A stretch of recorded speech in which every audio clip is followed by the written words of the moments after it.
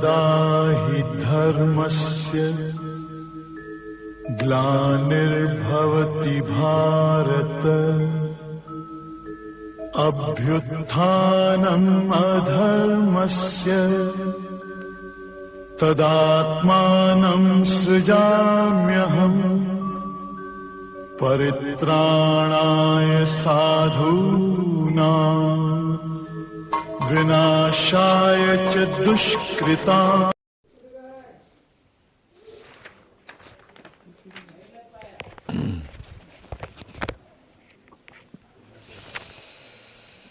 सभी प्रेमियों को हरिओम, राम राम।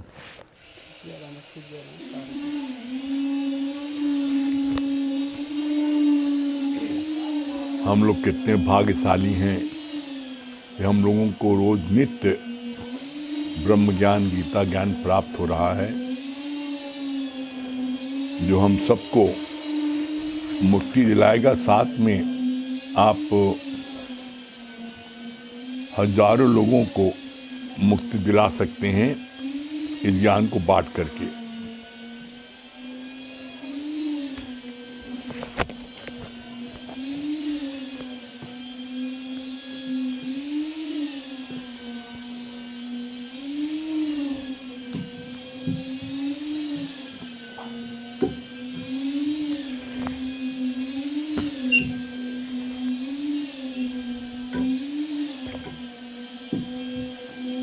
हेलो, हम लोगों का गीता का 18वां अध्याय चल रहा है।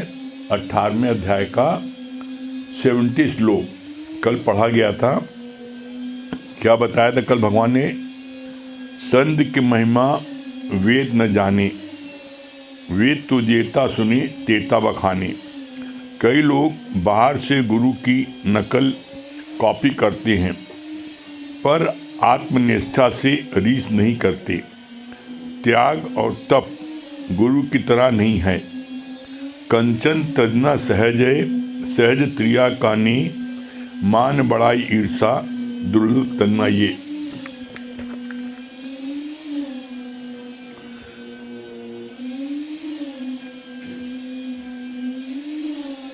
कोई व्यक्ति बोलते हैं अंतःकरण हम स्वच्छ न करें, केवल आत्मिक निष्ठा कर लें। जवाब मिला कि पतीला भले गंदा रहे, दूध तुम ले लो। एक स्त्री को ज्ञान के बाद 7 बच्चे पैदा हुए, फिर भी सिर उठाकर बोलती थी कि मैं माता मदालसा हूँ। कल यहाँ तक हुआ था। इसके बाद आज 70 श्लोक का भगवान क्या बोल रहे हैं? 18वें अध्याय का, ऐसा महसूस करो कि कृष्ण हमारे समक्ष अपने मुखार बिंदु से हमें गीता ज्ञान सुना रहा है। जो गुरु के संग अधिक समय रहते हैं उनके अंदर फैमिलिटी आ जाती है। वो गुरु के अंडर चलने के बजाय गुरु को अपने अंडर चलाना चाहते हैं। कोई नया व्यक्ति आता है तो जय और विजय की तरह पहरेदार बनकर उसे गुरु से मिलने नहीं देते। हमें तो रखनी है मैत्री और मुदिता। बहुत सुंदर गुरु ने इसका जवाब दिया। क्या बोला? ऐसा महसूस करो, फील करो कि कृष्ण हमारे समक्ष अपने मुखार बिंदु से हमें गीता सुना रहा है।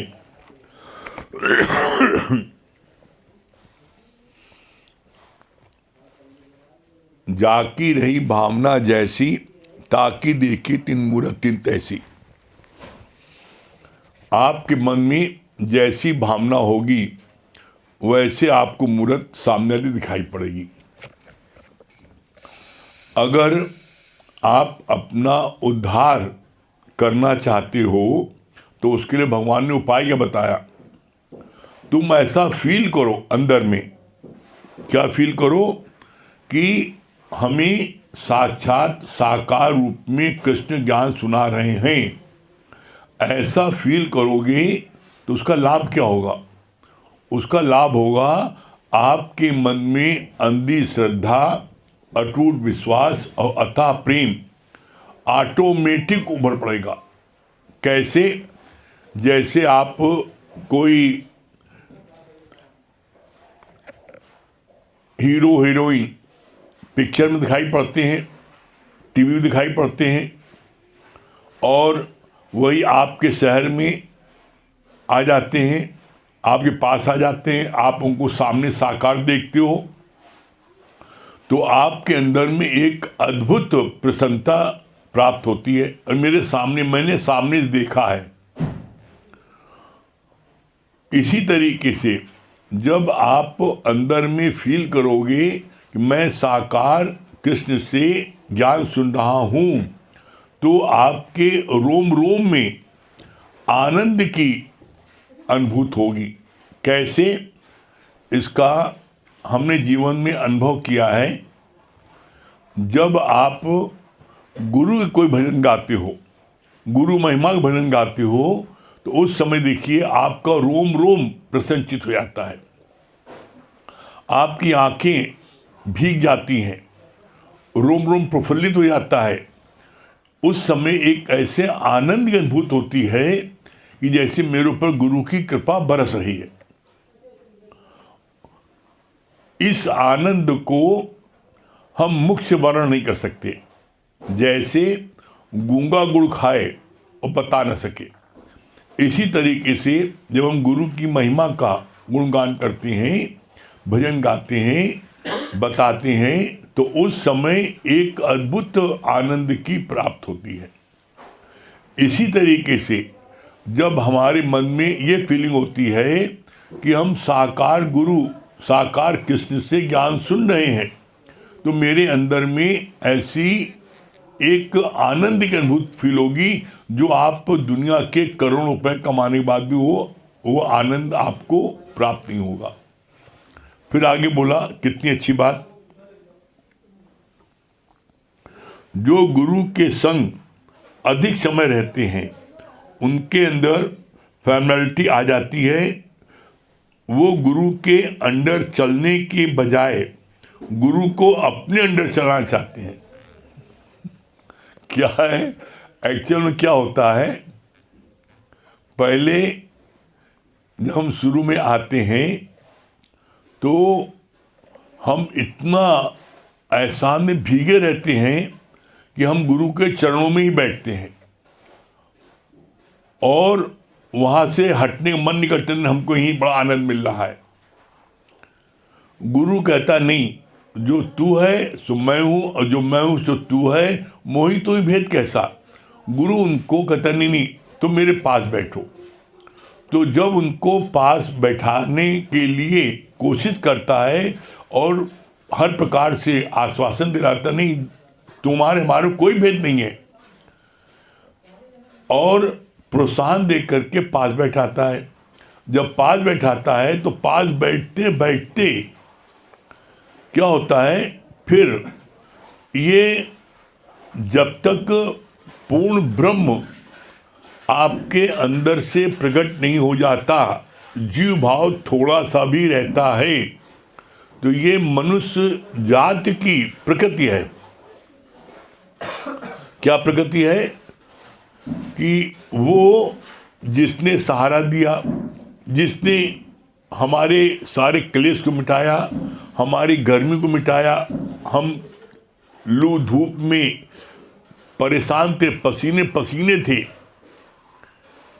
और अपने दोस्त के घर गए, सामने मिल गया घर का दोस्त, उसके घर गए, उसने अपने एसी रूम में बैठाया। तो जिस समय एसी रूम में बैठाया उस समय हम पसीने पसीने थे, उस समय हमको ऐसा लगा स्वर्ग में आ गए, बड़ा आनंद फील किया।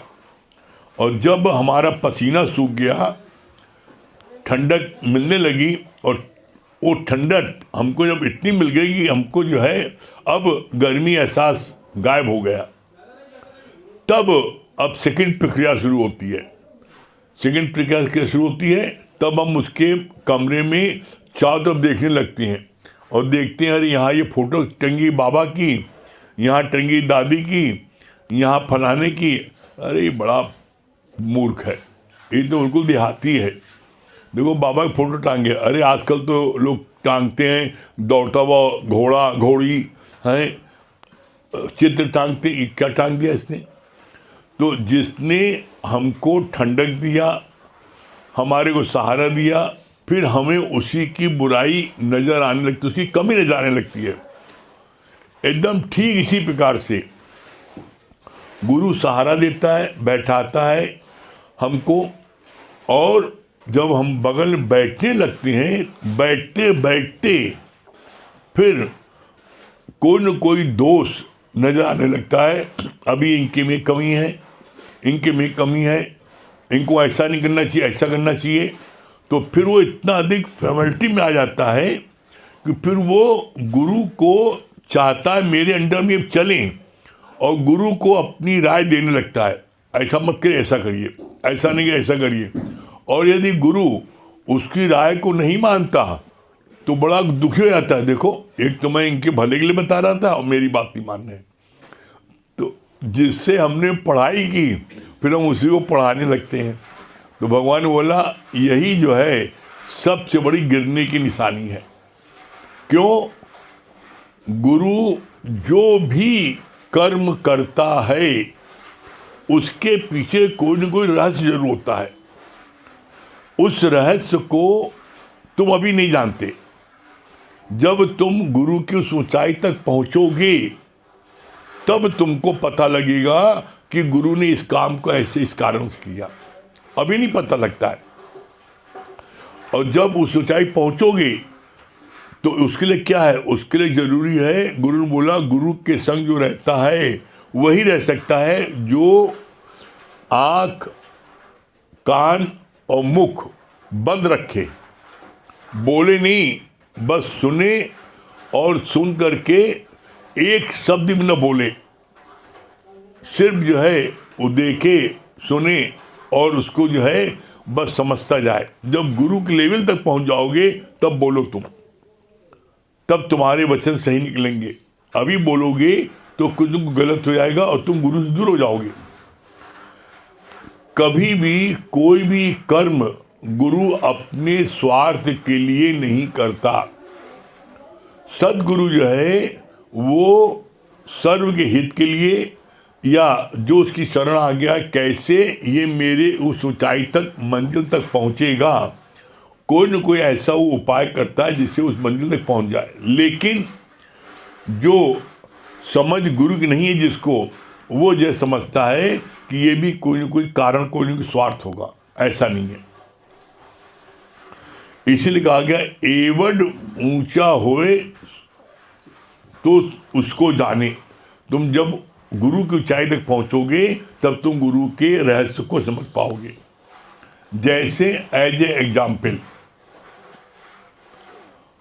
हमने अपने जीवन में स्वयं देखा, गुरु जी के पास हम दिल्ली गए, गुरु जी से आज्ञा लेके गए, और जब पहुंचे गुरु जी कहा ठीक है होटल में ठहर जाओ।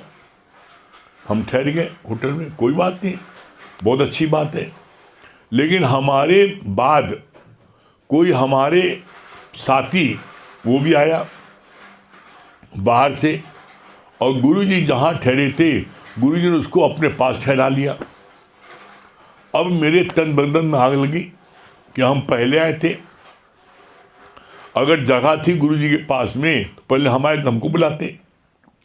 हमारा तो इससे ज़्यादा डिवोशन है, हम तो अपना तन मन धन इससे ज़्यादा खर्च करके बैठे हैं। अंदर में वो एक अज्ञानता का पड़ा था अहंकार। लेकिन गुरु जी ने दो बातें बोली। पहली बात बोली क्या? जो बात तुमको बहुत गलत नजर आ रही है उस बात को तुम जो है क्या करना, 24 घंटे मत बोलना। 24 घंटे तुम जो है शांत रहना। 24 घंटे के बाद अपनी बात को पोलाइटली अच्छे से गुरु से पूछना, तो गुरु तुमको बता देगा कि क्या कारण है।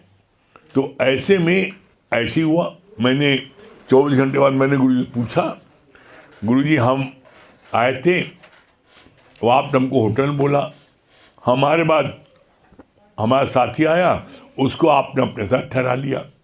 हमको ये बहुत बुरा लगा है कि ये कोई तरीका बताइए, हमको पहले आप अपने बात ठहराते, और इससे मैं बहुत ही आहत हुआ हूँ।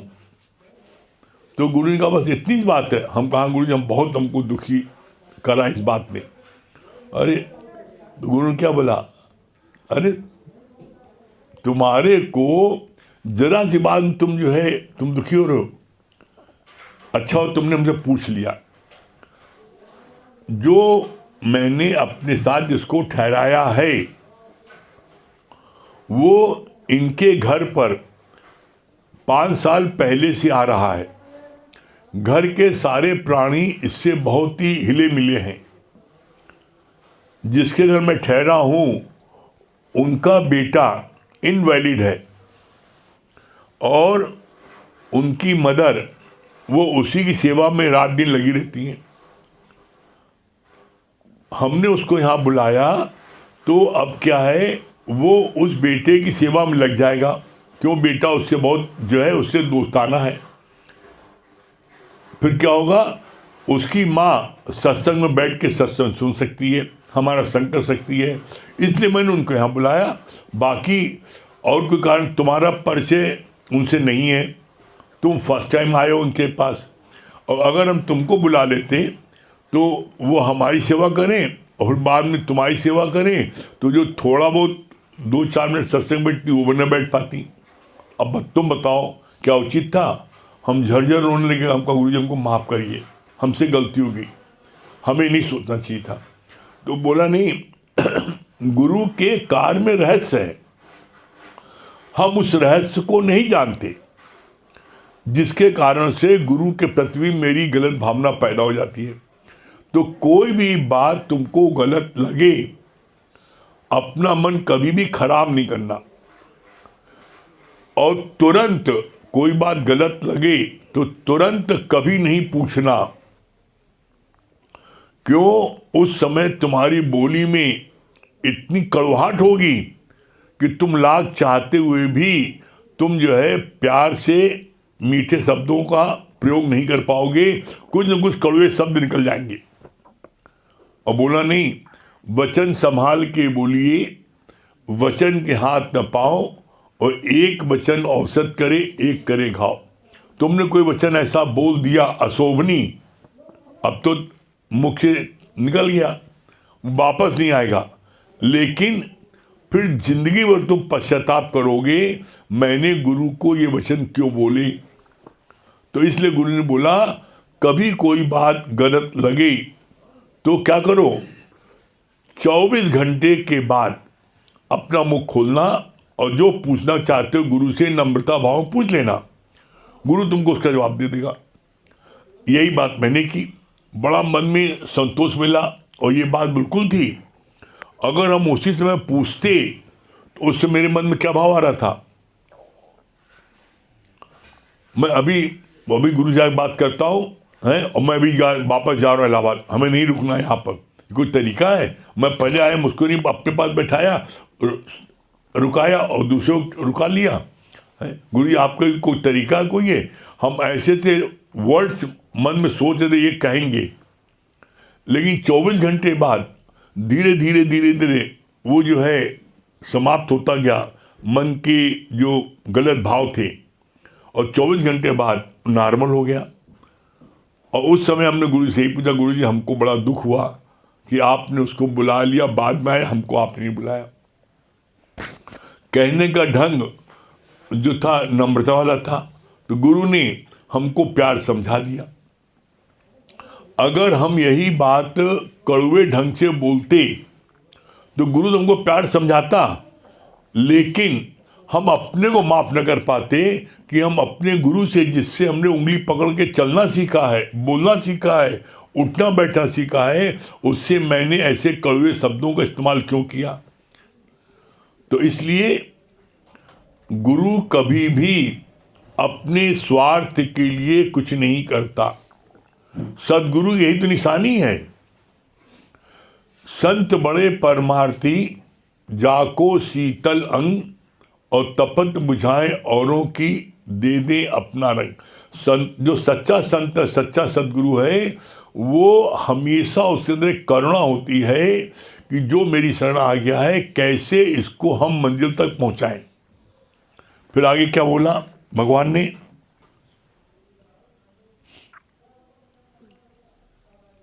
हाँ, जो गुरु के संग अधिक समय रहते हैं उनके अंदर फैमिलिटी आ जाती है और वो गुरु के अंदर चलने के बजाय गुरु को अपने अंडर में चलाना चाहते हैं।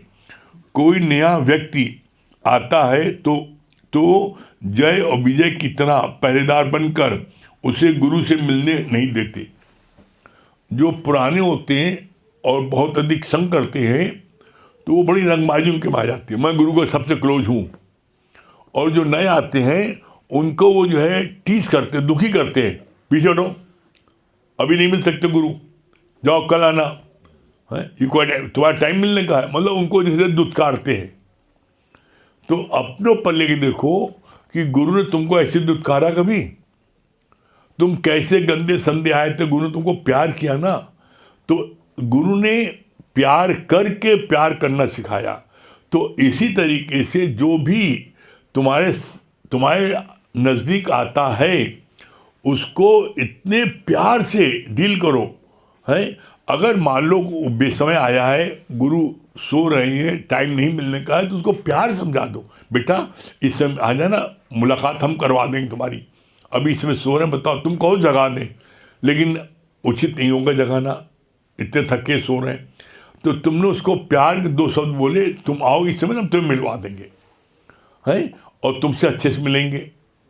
तो उस समय क्या है, उस समय उसके मन को संतोष मिलेगा, कोई बात नहीं। और वो उसी जगह कोई मिलने का टाइम तुम्हारा है, अभी चले आए हो, है, खाला दी घर है क्या, अब तुमने ऐसे कड़वे शब्द बोले तो क्या हुआ, तुमने स्वयं अपनी छवि खराब कर ली। हम देखते हैं गुरु के संग रहने का क्या परिणाम होता है। गुरु के संग जितने भी प्रेमी उनके साथ गुरु का संग किया, उनके अंदर में इतनी माधुरता, इतना प्यार कि शहद घोल के बोलते हैं, कोई कितना ही बड़ा हो, है, और वो चाहे वो 18 साल की लड़की हो चाहे 18 साल का बेटा हो, इतने प्यार से बोलता है, भैया जी ये काम आप कर सकती हैं, अगर उनको दूध ही मंगाना है, दरी बिछवानी है, कुर्सी लगानी है, रखाना है, तो आप ये काम कर सकते हैं, ये नहीं करिए, कर सकते हो तो आप थोड़ा मदद कर लिए, नहीं कोई बात नहीं। इतने प्यार से बोलते हैं गुरु के संग जो रहते हैं। लेकिन हम देखा है गुरु के संग रहना बड़ा कठिन है। क्यों? गुरु हर मिनट मिनट पर जो गलती तुम्हारी दिखेगा उसमें तुमको डांटेगा, इतना तुमको जो है वो डांटेगा, फटकारेगा कि इसके लिए गुरु, किसी ने पूछा भक्त से कि गुरु का संग अच्छा है कि सांप का डंग अच्छा है? बोला सांप का डंग बहुत अच्छा है। कहा क्यों? कि एक बार जो डंग मारे मर जाए ज़्यादा अच्छा है। गुरु जो है एक बार मारता फिर पुचकारता, फिर मारता फिर पुचकारता, मरने में नहीं देता। और मैंने ये बात अपनी आंखों से देखा है। जरा सी कोई गलती जो गुरु के साथ में रहता है, वो जरा सी कोई गलती करता था तो गुरुजी उसको खूब डांटते थे। कैसे? जैसे हमने देखा किसी ने गिलास धोया और धो करके पानी दे दिया, इतना डांटा है, ये तमीज़ है पानी देने की? पानी ऐसे दिया जाता है? गिलास में पानी चू रहा है, नीचे पानी, गिलास को तुमने पूछा था पहले चारों तरफ से? पूछा नहीं और तुमने पानी भर दे दिया। तो मतलब एक एक बात को इतना समझाते हैं कि किसी को अगर तुमने गिलास में भर के दिया तो पहले गिलास को अच्छे से बाहर चारों तरफ पोंछो और उसके बाद में गिलास में पानी भरो। फिर देखा हमने दूसरे दिन एक ने गिलास पूरा भर दिया नाक तक, अब वो ला रहे थे, पानी गिरता हुआ ला रहा था, तब डांटा। पानी पूरा भरा जाता है। हमेशा गिलास में पानी जो है क्या है, 1 अंगुल खाली रखते हैं, पानी गिरने न पाए, छलकने न पाए। गिलास को अच्छे से पोछो चारों तरफ से और तब पानी दो। कैसे? वो भी ट्रे में रख करके, एक प्लेट में रखकर पानी उसको दो। वो ये होता है अच्छे से आपने पानी को पेश किया। और एक होता है हाथ यो पी लो, बोतल दे ले लो पी लो। ये जो है असभ्यता के गुण है। तो एक एक बातों को देखा गुरुजी कैसे एक एक चीज़ों को एक एक चीज़ समझाते हैं और डांटते भी हैं और प्यार भी करते हैं कि ये चीज़ तुमने गलत किया। गलत चीज़ देखेंगे वो हमेशा उस चीज़ को कंडम करेंगे, डांटेंगे कि मेरा कोई भी प्यारा, हम उसको कितना भी डांट लें, फटकार लें, लेकिन कोई दूसरा उसको कुछ ना कहने पाए। गुरु का हमेशा मन में भावना होती है। फिर आगे क्या बोला भगवान ने? कहा कि इसके लिए कोई नया व्यक्ति आता है तो उसको जो है उसको दुत्कान, उसको प्यार से उसको गुरु से मिलवाओ। चाहे एक बार तुम डांट खा लो, लेकिन गुरु से मिलवाने की कोशिश करो उसको। क्यों? क्योंकि जो व्यक्ति दूर से आया है, इतनी दूर से आया है, कैसे किन कारणों से मिलना चाह रहा है वो तुमको नहीं पता है। हो सकता है वो सुसाइड करने चला जा रहा था, गुरु से मिल लिया, उसने इसका इरादा चेंज कर दिया। तो ऐसे में क्या है, हमेशा इस बात का ध्यान रखो कि गुरु को जो है हर एक से मिलो। हमने एक चीज़ देखा अपने यहाँ पर गुरु के जो संग थे, कृष्णा जी थी, वो कोई याद आता था तो गुरु को चाहे खुद डांट खा लें, लेकिन गुरु से जाकर नहीं, गुरु जी मिल लिए, बड़ी दूर से आया है, बड़ा ललायत है, वो कोशिश करती थी गुरु से मिलवा दें। वो जय विजय नहीं बनती थी, वो सहयोगी बनती थी। तो इसी तरीके से आप भी सहयोगी बनो, हमेशा सहयोगी बनो। और सहयोगी बनोगे तो क्या होगा, इसमें सबसे अधिक आपके मन में आपको शांति मिलेगी। करके देखो, ये ज्ञान जो है प्रैक्टिकल ज्ञान है और यहाँ जो बातें बताई जाती हैं वो प्रैक्टिकल जीवन में उतार के बताई जाती हैं। आपको तत्क्षण आप जब किसी को मिलवाओगे गुरु से, तो आप देखो उसको मिलवाया तो आप भी तो मिलिए साथ में, और उसने जो कुछ बातें की अपनी है, आपने भी तो उसका कुछ न कुछ सीखा। तो मिलवाने पर जो हमको आनंद की प्राप्त होती है वो जो है तभी होगा जब आप ऐसा करके देखोगे। ठीक है? हाँ हाँ, दुर्गेश भैया।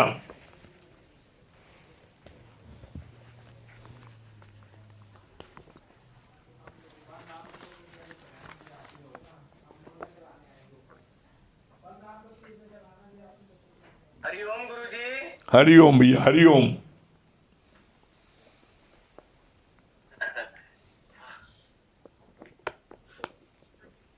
हाँ, क्या बता रहे दुर्गेश भैया?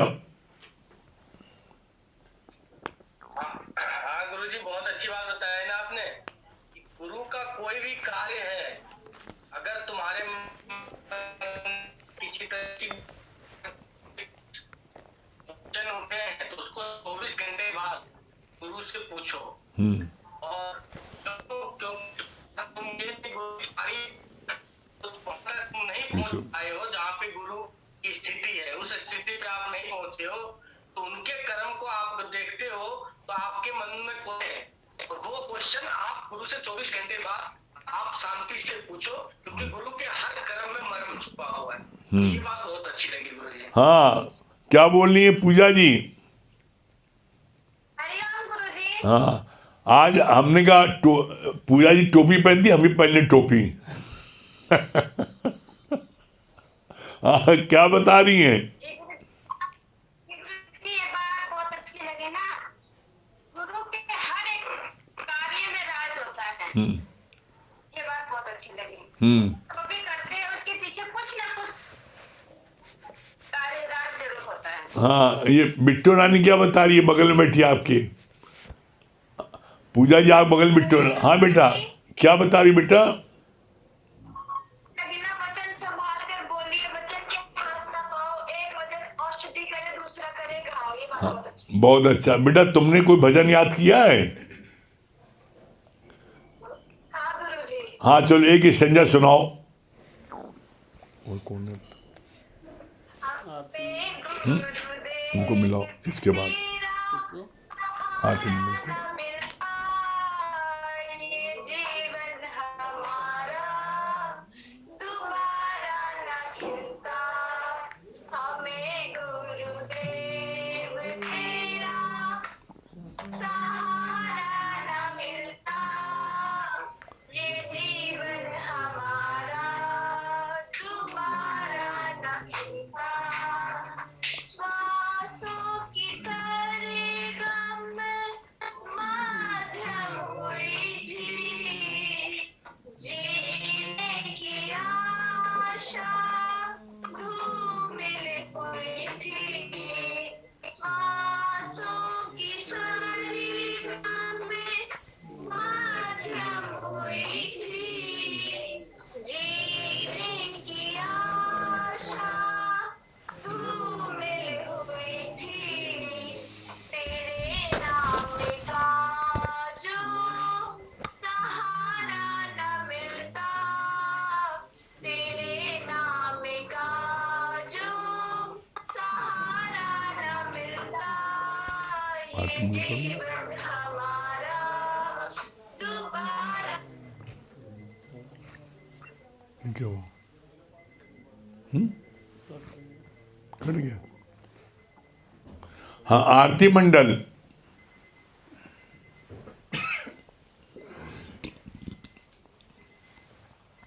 हरिओम गुरुजी। हाँ हरिओम, वाह भाई वाह, वेरी गुड। क्या बता रही है आरती मंडल? गुरुजी हमें बात अच्छी लगी ना गुरुजी। गुरुजी हमें प्यार करके प्यार करना सिखाया। और गुरुजी यह बात भी अच्छी लगी जो हम सत्संग में आने से पहले हम कितने गंदे संदे थे, लेकिन ज्ञान में हम बैठने के बाद ही हम साफ हो रहे गुरुजी। ये बात बहुत। अच्छी लगी। हरिओम गुरुजी। हाँ भैया क्या बोल रहे हैं?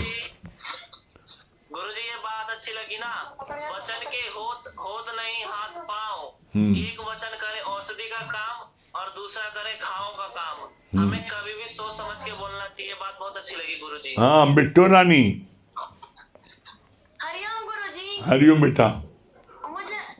मुझे आपकी बात ये अच्छी लगी ना कि गुरु के हर कार्य में रहस्य होता है, ना कि उसके पीछे स्वार्थ होता है। तो बात बहुत अच्छी लगी गुरुजी। बहुत सुंदर, वेरी गुड। हाँ राधा जी। हरिओम गुरुजी। हरिओम। हाँ राधा जी, बहुत खुशी हो रही है। बगल में कौन बैठा है? राधा जी हमारी हैं? हरिओम गुरुजी। कौन बैठा आंटी जी है? हैं। मम्मी है? आंटी जी। हाँ आंटी जी हैं, अच्छा। हाँ क्या सुना, क्या बता रही हो राधा जी? हरिओम। गुरुजी, सबसे अच्छी बॉडी ये अच्छी लगी ना, गुरु कोई भी काम स्वार्थ के लिए नहीं करता है। वो निस्वार्थ उनका काम रहता है, निष्प्रेम रहते हैं। कोई भी काम स्वार्थ से नहीं होता उनका। बहुत सुंदर। चलिए कोई भजन का एक स्टैंजा सुनाइए। आंटी जी से पूछ लीजिए। आंटी जी से पूछेंगे, इनसे ही पूछेंगे। हाँ बताइए, आप बताइए। चलिए अब पहले राधा जी ने आपके लिए बोल दी, आप ही बताइए पहले क्या बता रही हैं। अच्छा लग रहा है सुनने में? गुरुजी बहुत अच्छा लगा। अब इतना समझा के कोई बताता नहीं, बिल्कुल तोड़ के बता रहे, बहुत अच्छा लगा। कोई ज्ञान दे रहा है तो उसको ज्ञान लेने में क्या रखा हुआ है, बहुत अच्छा लगा। कहते हैं कि प्रभु के दर्शन, गुरु के दर्शन आंखों से नहीं होते, जीवा के द्वारा होते हैं। जीवा से प्रभु के दर्शन हुआ करते हैं। प्रभु गुरु जी आपकी बात में बहुत अच्छी लगी। बस समझने में देर नहीं लगती, समझ में आ जाता है। तो बराबरी कभी नहीं करना चाहिए। हाँ बहुत सुंदर, बहुत बढ़िया। बस ऐसे ही रोज आप राधा जी के संग करिएगा तो आपके अंदर से कृष्ण प्रकट हो जाएगा। ठीक है? हाँ हाँ राधा जी सुनाइए कृष्ण जा। जय गुरुदेव गुरुदेव गुरुदेव, जय गुरुदेव गुरुदेव गुरुदेव, तुम पग पग पर समझाते, हम फिर भी समझ न पाते। तुम पग पग पर समझाते, हम फिर भी समझ न पाते। ये कैसा दोस्त हमारा, हम गलती करते जाते। ये कैसा दोस्त हमारा, सर हम कहाँ गलती गई? करते